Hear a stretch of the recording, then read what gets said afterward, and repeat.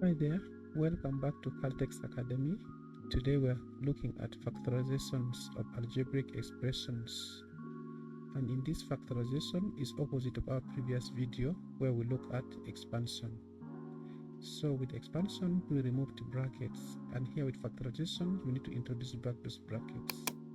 So we have two questions here. Please stick around up to the end of this video because I'm going to give you some checkpoints that you will answer and then share results in the comment section for us to know. So without further ado, let's dive in.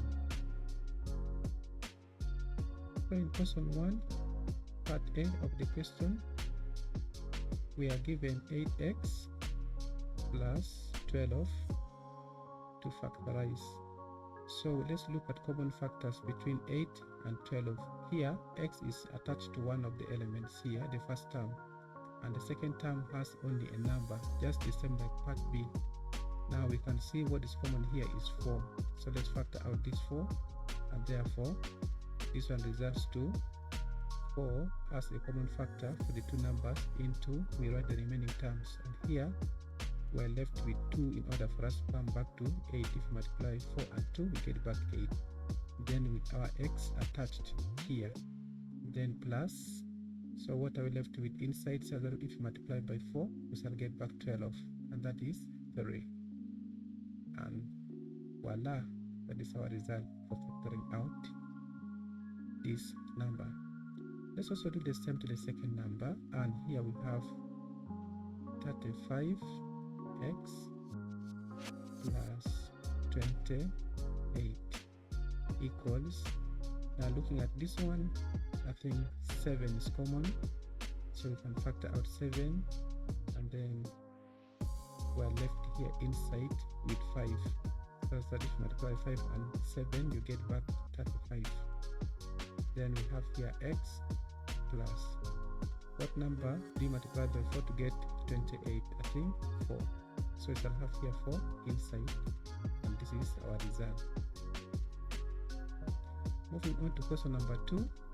Question number 2 is quite unique.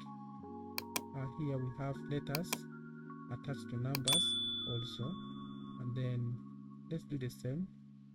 So we have x square plus 2x, and then we study this part here and see which one is the common factor here. So we realize if we pull out x, then we shall be left in the first term with only x plus, so x is already out, so the remaining factor here is 2, and that is the result. Now let's move on to the